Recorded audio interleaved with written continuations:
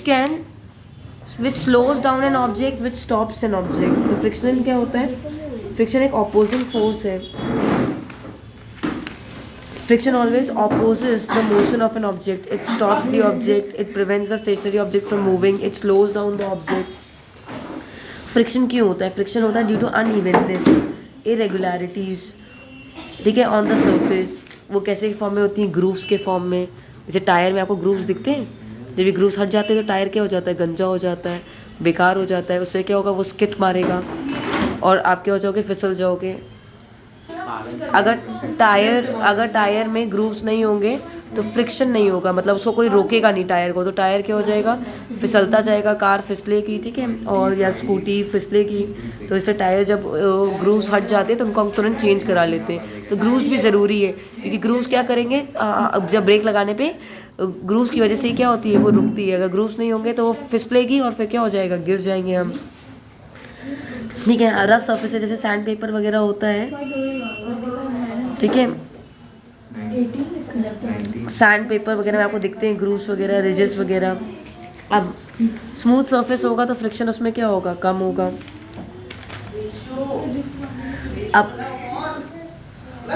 Friction तब होता है जब इरेगुलरिटी ज़्यादा होती है। अब इंटरलॉकिंग होता है इन इरेगुलरिटीज़ का। इंटरलॉकिंग मतलब ये इरेगुलरिटीज़ एक दूसरे से टकराती हैं। इंटरलॉकिंग होता है इन इरेगुलरिटीज़ का बिटवीन द सर्फेसेस, और इसकी वजह से क्या होता है? फ्रिक्शन जो होता है वो ज़्यादा होता है। मतलब कि अगर मान लो कि मेरे शूज़ में भी ग्रूव्स हैं, और जो सर्फेस है वो भी बहुत रफ है, तो इंटरलॉकिंग होगी इनके बीच में। क्या होगा? इंटरलॉकिंग होगी इरेगुलरिटीज़ के बीच में, उसकी वजह से जो फ्रिक्शन होगा वो ज़्यादा होगा। अब फ्रिक्शन डिपेंड करता है किस पे? मास पे। अगर मास बढ़ जाएगा किसी चीज़ का तो फ्रिक्शन क्या हो जाएगा? बढ़ जाएगा। अभी समझो कि अगर ये एक ऑब्जेक्ट है, ये पड़ा हुआ है, तो इसको मूव करना मुश्किल होगा, क्योंकि इसका मास मान लो है 100 kg और दूसरा उसका मास है 50 kg। तो जिसका मास 100 kg है उसको मूव करना ज़्यादा मुश्किल होगा 50 kg मास से, क्योंकि जितना मास ज़्यादा होता है उतना उसमें फ्रिक्शन क्या होता है? ज़्यादा होता है। जितना मोटा उतना वो ज़्यादा अपोज करेगा, रेजिस्ट करेगा। दूसरी चीज़ होती है एरिया ऑफ कांटेक्ट। क्या होता है? Area of contact. अभी देखो, अभी ये है, इसमें ये पूरा एरिया कांटेक्ट में है, तो इसमें फ्रिक्शन जो होगा वो ज़्यादा होगा। जैसे ही इसमें व्हील लग गई तो केवल व्हील ही कांटेक्ट में है, तो एरिया क्या हो गया? कम हो गया, तो फ्रिक्शन भी क्या हो जाएगा? कम हो जाएगा।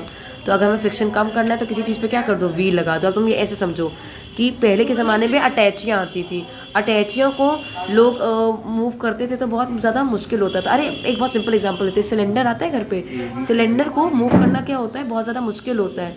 तो अब आजकल क्या होने लगा है? आजकल लोग अपने घरों में क्या रखने लगे हैं? एक ऐसा वो रखते हैं, वाइट कलर का एक वो रखते हैं, उसमें व्हील लगा होता है, उसके ऊपर वो लोग क्या करते हैं? सिलेंडर रख देते हैं और फिर उसको मूव करते हैं। तो उसको मूव करना क्या होता है? आसान होता है। हम लोग जब मॉल्स जाते हैं तो हम लोग हमेशा वो बास्केट चूज़ करते हैं जिसमें व्हील्स होते हैं, क्योंकि व्हील्स होंगे तो कम एरिया क्या होगा? कांटेक्ट में होगा, तो वो उसको मूव करना क्या होगा? ज़्यादा होगा, क्योंकि उसमें फ्रिक्शन कम हो जाएगा। ऐसे ही मान लो एक ट्रंक है, तो उसको मूव करना मुश्किल होगा क्योंकि उसमें व्हील नहीं है अभी, तो उसको खिसकाओगे तो मुश्किल होगा। पर अगर उसमें व्हील लगे होंगे तो उसको मूव करना क्या होगा? आसान होगा। क्यों आसान होगा उसको मूव करना? क्योंकि उस पर व्हील्स लगे तो फ्रिक्शन क्या हो गया? कम हो गया। तो जितना एरिया ऑफ कांटेक्ट कम होगा उतना फ्रिक्शन भी क्या होगा? कम होगा। आया समझ में? अब एडवांटेजेस क्या है फ्रिक्शन? अगर फ्रिक्शन ना होता तो अगर हम चलते तो चलते ही रह जाते, ठीक है, और या तो हम लोग कभी चल ही ना पाते, ठीक है, और हम लोग स्लिप हो जाते, कभी मैच स्टिक ना चला पाते, कार और बसेस मूव ही इसलिए कर पाते हैं क्योंकि फ्रिक्शन है, रुकेंगी वो चीज़ें, है ना।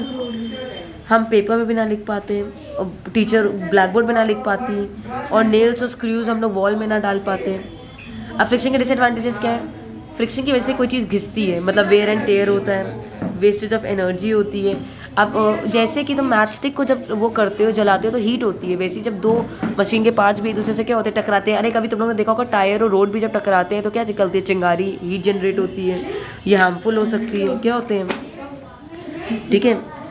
और शूज़ क्यों घिसते हैं? कब शूज़ घिस जाते हैं? फ्रिक्शन की वजह से तो घिस जाते हैं, ठीक है। इससे वेस्टेज ऑफ एनर्जी होती है। क्या होती है?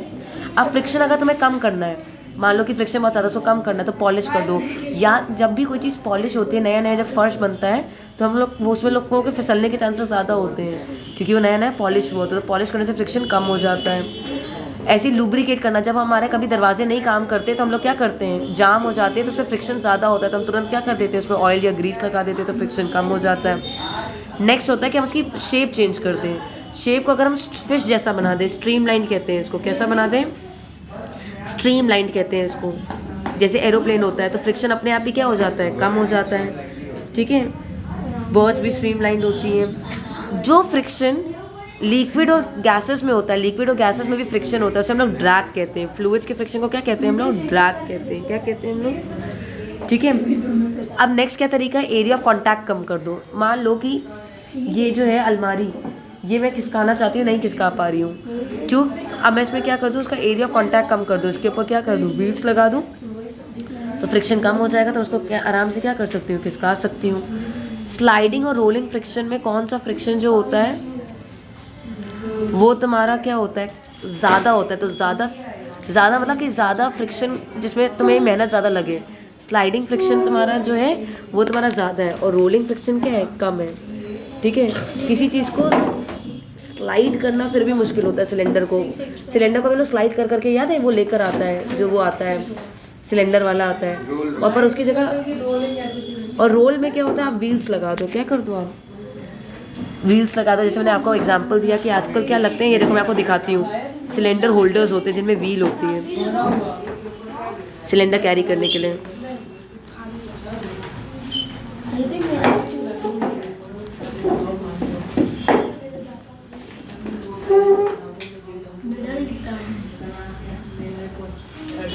सिलेंडर कैरियर दिखाती हूँ मैं आपको, मेरे को पता है, विद व्हील,